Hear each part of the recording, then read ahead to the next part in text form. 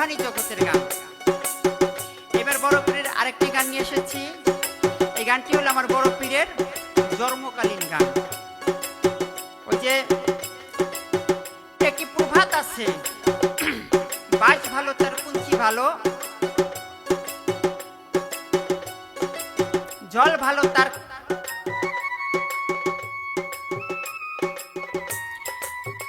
একটি প্রভাত আছে, বাস ভালো তার কুঞ্চি ভালো, খাল ভালো তার জল, ক্ষেত ভালো তার ফসল ভালো, গাছ ভালো তার ফল। আমার বড় পীরের আব্বা হুজুর হযরত আবু সালে জঙ্গি মুসা রহমতুল্লাহ আলাইহি, তখন সে বিয়ে করেন নাই। বিয়ে করার আগে ভ্রমণের উদ্দেশ্যে প্রবাসে গেলেন। যখন প্রবাসে গেলেন তখন তার খাদ্য শেষ হয়ে গেল। 4 দিন অনাহারে আমার বড় পীরের বাবা ক্লান্ত মনে হাঁটতেছে আর মহান আল্লাহ তাআলার কাছে, মহান আল্লাহ তাআলার জিকির করতেছে, মনে তার ধ্যানে খেলে রাখতেছে। ক্ষুধার তাড়নায় আমার বড় পীরের আব্বা হুজুর একটি নদীর কাছে গিয়ে বিশ্রামের জন্য বসলো। আর ক্ষুধার তাড়নায় নদীর দিকে নজর করে চেয়ে রইলেন। দেখে ওই নদীর জলে একটি সাদা শেপ ফল ভেসে আসতে লাগলো। বড় পীরের আব্বা হুজুর ক্ষুধার তাড়নায় চিন্তা ভাবনা না করে ফলটাকে তুলে খেয়ে নিলেন। তার চিন্তা ভাবনা করার সময় ছিল না ক্ষুধায়।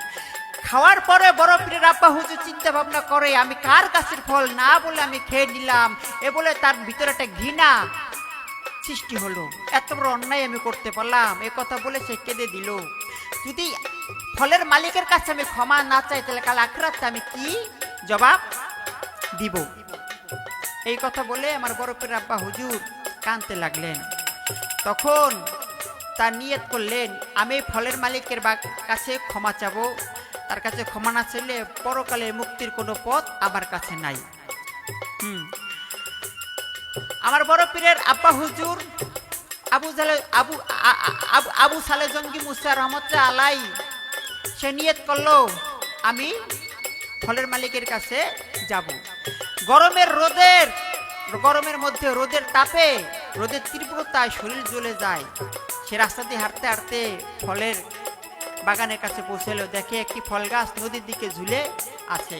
সে মনে মনে চিন্তা ভাবনা করলো, এটাই বুঝি সেই ফলের বাগান, এখানে গেলেই ফলের মালিককে পাবো। বাগানের মধ্যে গিয়ে আশেপাশের লোকজনকে জিজ্ঞাসা করলো, ওই ফলের বাগানের মালিক কে? বলে ফলের বাগানের মালিক হচ্ছে সাই আব্দুল্লাহ সাবিমিরি রহমতুল্লাহ আলাইহি, তিনি ছিলেন একজন দরবেশ বাবা।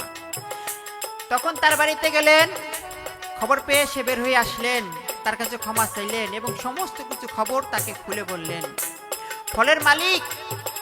ফলের বাগানের মালিক সাবিমিরি রহমতুল্লাহ আলাইহি তাকে বলল, মনে মনে ভাবতেছে যে একটি ফল, নদীর স্রোতে ভেসে যায় একটি ফল, তা খেয়ে সে আমার কাছে ক্ষমার জন্য আসছে। আসলে সে সাধারণ কোনো মানুষ না। ফলের বাগানের মালিক বড় পীরের আব্বা হুজুরের দিকে চেয়ে দেখে তার শারীরিক গঠন খুবই সুন্দর, জ্যোতির্ময় চেহারা। তাকে বলল, তো তোমাকে আমি ক্ষমা করতে পারি, তুমি যদি আমার বাড়িতে 12টি বছর কাজ করো ব্রত হিসাবে, তাহলে আমি 12 বছর পরে চিন্তা ভাবনা করে দেখবো তুমি ফলের ক্ষমার যোগ্য হয়েছে কিনা। ফলের বাগানের মালিকের এই কথা শুনে বড় পীরের আব্বা হুজুর ক্ষমা পাইতে হলেও তার প্রস্তাবকে মেনে নিলেন। আমার ফলের বাগানের মালিক আমার বড় পীরের বাবাকে সে পরিবারের একজন সদস্যের মতোই ভাবতেন। তাকে মনে করতেন না সে বাড়ির কাজের লোক। তাকে সমস্ত জ্ঞান প্রদান করতে থাকলেন। মারফতের কঠিন নিয়ম যত্ন সহকারে তাকে শিখাতে লাগলেন। সাধনার কঠিন নিয়ম ইবাদতের মাঝে দিয়ে তার 12টি বছর কেটে গেলেন, পূর্ণ হয়ে গেল। তখন বড় পীরের আব্বা হুজুর গিয়া ফলের বাগানের মালিকের কাছে বলল, আমার 12 বছর হয়েছে, এবার আমাকে ক্ষমা করে দিন। তখন ফলের বাগানের মালিক বলেছিল, তুমি হয়তো ভুলে গেছো, 12 বছর পর যদি তুমি আমার মন থেকে জয় করতে পারো তাহলে আমি তোমাকে ক্ষমা করব কিনা সেটা আমি ভেবে দেখবো। হ্যাঁ, তবে আমি তোমাকে ক্ষমা করতে পারি যদি তুমি আমার একটি প্রস্তাব রাখো, তাহলে আমি তোমাকে ক্ষমা করব। বড় পীরের আব্বা হুজুর বলে, কি? বলে, আমার একটি কন্যা আছে, অন্ধ, গুঞ্জ, মুকবধিন, তার বিয়ের বয়স হয়েছে, পাত্র হিসেবে আমি তোমাকেই পছন্দ করেছি। তুমি যদি আমার মেয়েকে বিয়ে করো তাহলে আমি তোমাকে ক্ষমা করে দেব। বড় পীরের আব্বা হুজুর বলল, যদি আমি তার প্রস্তাবে রাজি না হই, তো সে ক্ষমা না করে, তাই কিয়ামতের দিন ঋণের বোঝা নিয়ে আমার হাসরের মাঠে উঠতে হবে। মহান আল্লাহ তাআলাকে কি জবাব দিব? সে রাজি হলেন, বিবাহ করলেন। যখন বাসর ঘরে গেল, গিয়ে দেখে বড় পীরের আব্বা হুজুর সুন্দরী যুবতী, সুন্দরী রূপসী যুবতী এক কন্যা। তার হাত পা চোখ কান সবই আছে, চোখে দেখে, কথা বলে, কানে শোনে, হাঁটতে পারে।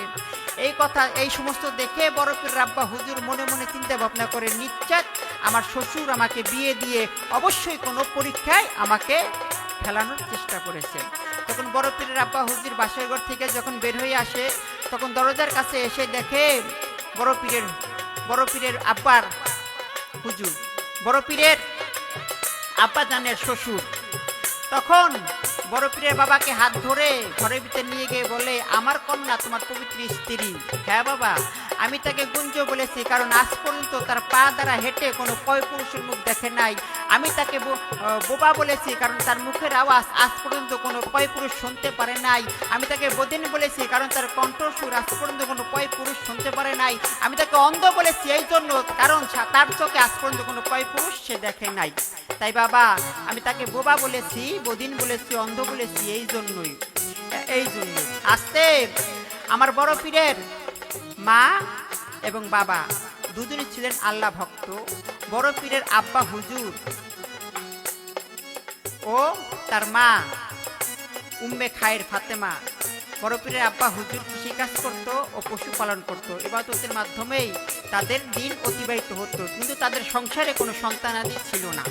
তাদের সংসারে কোনো সন্তানাদি জন্মালো বড় পীরের আব্বা এবং বড় পীরের মায়ের আল্লাহ তাআলার কাছে কোনো অভিযোগ ছিল না, কারণ যৌবন পেরিয়ে যখন বিদ্যা বয়স চলে আসলো, এই বয়সে তাদের সন্তান আদি হওয়ার আর আশা নাই। কারণ আমার বড় পীরের আম্মা জানের বয়স 50 বছর অতিক্রম হয়ে 60-এরও বেশি বৃদ্ধ, এবং বাবা যৌবনকালে সন্তান হওয়ার ইচ্ছা থাকলেও বৃদ্ধকালে তার ইচ্ছা নাই। তাই দুজনই বয়স হয়েছে, কিন্তু মহান আল্লাহ তাআলার ইচ্ছা ছিল অন্যরকম। তার কুদরতে অন্য বসন্তের আগমনে বড় পীর ও বড় পীরের মা উম্মে খায়ের ফাতেমা রহমাতুল্লাহ আলাইহি গর্ভে ধারণ করলেন বড় পীরকে। গর্ভ ধারণ করলেন সুলতানুল আউলিয়া গাউসে আজম হযরত বড় পীর আব্দুল কাদের জিলানী রহমাতুল্লাহ আলাইহি পিতা ও মাতা মহান আল্লাহ তাআলার কাছে শুকরিয়া আদায় করলেন এবং আনন্দের মধ্য দিয়ে তাদের দিন অতিবাহিত হতে লাগলেন। আমার বড় পীর যখন বড় পীরের মায়ের গর্ভে আসে, তখন 9 মাসে 9টি স্বপ্ন দেখেছিলেন আমার বড় পীরের মা। প্রথম মাসে আদি মাতা হাওয়া বিবি এসে দাঁড়াইয়া বলেছিল পীরের মায়ের কাছে। দ্বিতীয় মাসে হযরত ইব্রাহিমের স্ত্রী হাজরা বিবি এসে তারে বুঝায় তাড়াতাড়ি। তৃতীয় মাসে আবার স্বপ্নে দেখেছে ফেরাউনের স্ত্রী বিবি আসিয়া এসেছে। চতুর্থ মাসে আসে ঈসা নবীর মায় হযরত মরিয়ম নাম তার ছিল দুনিয়ায়। পঞ্চম মাসেতে আসে রাসূলের স্ত্রী খাদিজাতুল কুবরা নাম নবীর প্রথম জুরি। ষষ্ঠ মাসে স্বপ্নে দেখে এসে হযরত আয়েশা পীরের মাকে দিয়ে গেল একরকম ভরসা। সপ্তম মাসে স্বপ্নে দেখে এলো এক রমণী, বিবি ফাতেমা এলো রাসূলের নন্দিনী। অষ্টম মাসে এলো ইমাম হাসানের স্ত্রী জয়নব বিবি নাম তার বুঝায় সত্য করি, এবং নবম মাসে ইমাম হোসেনের সঙ্গিনী সুসংবাদ দিয়ে আবার দেয় সতর্কবাণী। যখন বড় পীরের মায়ের গর্ভে আসে, তখন এই 9টি স্বপ্ন আমার বড় পীরের মা দেখেছিল। তাই বড় পীরের এখান থেকে আমার একটি গান